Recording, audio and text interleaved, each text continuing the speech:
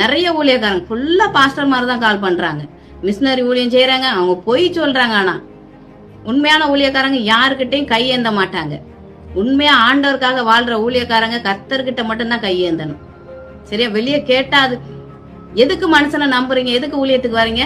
ஆண்டவருக்காக வந்தா உசுர கூட விடணும். சாப்பாடு இல்லையா? ஆண்டவர்கிட்ட கேளுங்க, தந்தா சாப்பிடுங்க, தரட்டா சாப்பிடாம செத்து போகணும் ஆண்டவருக்காக.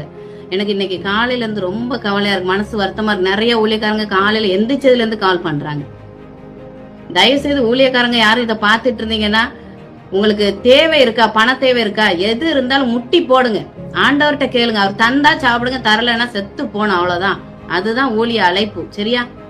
தயவு செய்து மிஷினரி ஊழியக்காரங்க எல்லாருமே ஆண்டவருக்காக நிக்கணும்.